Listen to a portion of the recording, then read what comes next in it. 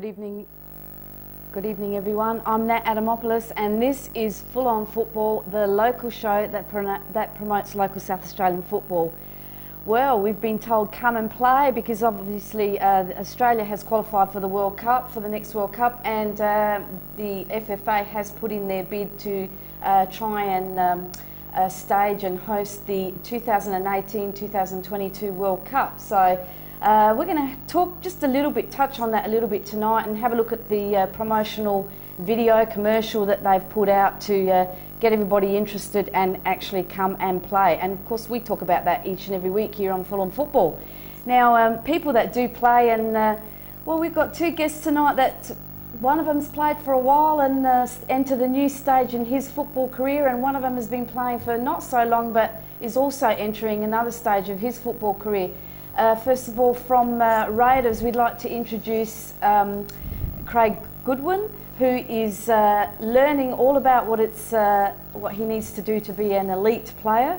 And then, of course, we've got Barney Smith, the head coach of Adelaide Comets, and he's learning what it's like to be a head coach and what he needs to do to further his coaching career. So, welcome to Full On Football, guys. Thanks, Nat. Thanks, Nat. Lovely to have you back, Barney, and nice to have you on the show for the first time, Craig. I'm glad to be here. Now, obviously, guys, you know, Australia has qualified for the World Cup, next World Cup, which is fantastic, back-to-back qualifications. And we are now trying to put in a bid to host the 2018 or 2022 World Cups. Barney, I just want to get your, I guess, your opinion about that. Do you think that it's going to be possible for us to be able to win that bid? I don't see why not. You know, the 2000 Olympics is probably the showcase event for Australia around the world in terms of what we can do to host a major event in this country. Probably the bigger question is going to be whether we've got the facilities around the country to hold all the different groups and teams in the appropriate stadiums that have to be able to showcase the game to the whole world, and also hold, you know, all of the people from around the world, not just Australians, that are going to want to come and be part of the World Cup. That's probably the bigger question.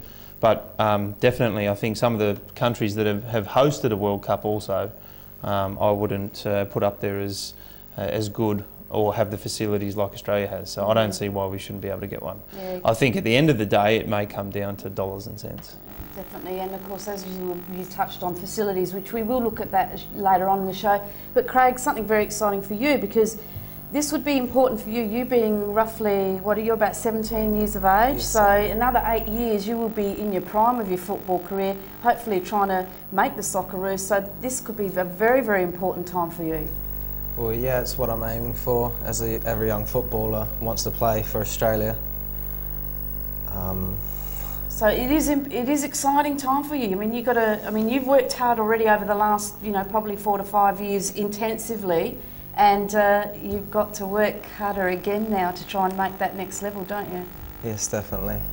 Now, both of you, I did say, both in different aspects of your careers, you trying to make it to the elite level. Obviously, Adelaide United interested in yourself as well. And Barney, you're into the coaching level, obviously having a great mentor in your father, Ron Smith, who was a football director during the last World Cup when Australia was there. So. You've got a great person there full of knowledge and expertise to be able to direct you well into that area.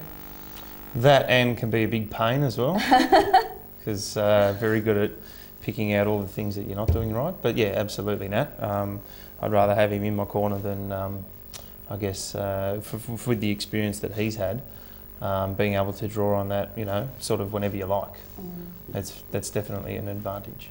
Now, of course, both of you also, something in common, you've had to, well, I guess, challenge some adverse conditions in both of your lives. Barney, with yourself, unfortunately, your father not being well, having operations, so you've had all of those emotions going through your whole family, having to be strong for him and coming through now, because I hear he's doing well.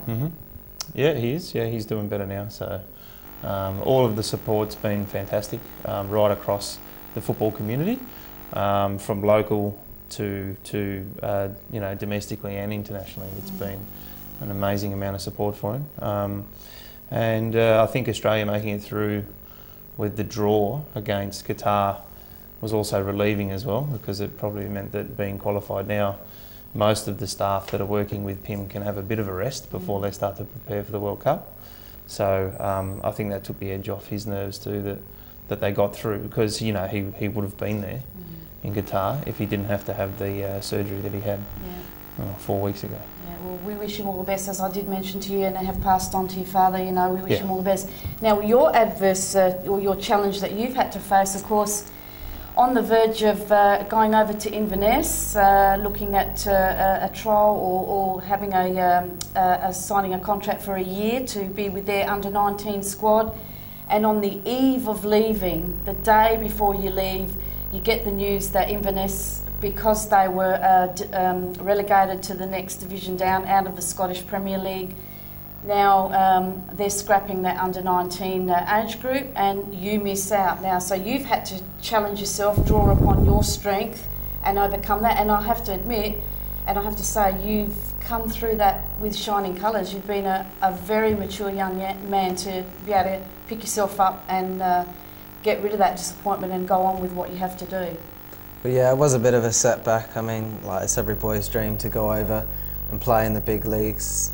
I just thought, well, I can't change their decision, so I've got to focus on other opportunities. And you have been doing that. Obviously now with Adelaide United interested in yourself for the Youth League, that's some other step that you can take into the direction of becoming an elite young player. Oh yes, definitely. It'd be a dream to play for Adelaide United, boyhood city. Like, it'd be great.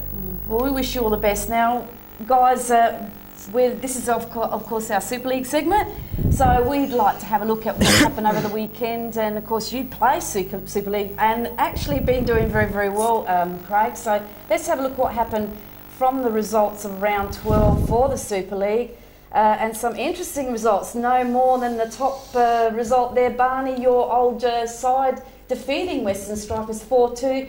We were at that game, and let me tell you, it was a very tough match, very, very physical match, as both sides are, do or die, never say die, right till the end, till the final whistle. And of course we had Maddie Kelly in our footage. You will see that great goal of Maddie Kelly's absolutely brilliant.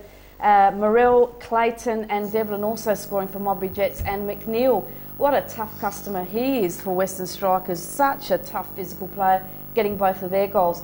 And of course, Adelaide Blue Eagles were at home to Adelaide Galaxy. That was a 2-2 draw. Folletti and Lagarde scoring for Blue Eagles, and Di Giovanello and Caratevlis scoring for Galaxy. Campbelltown 4, Adelaide Hills 3.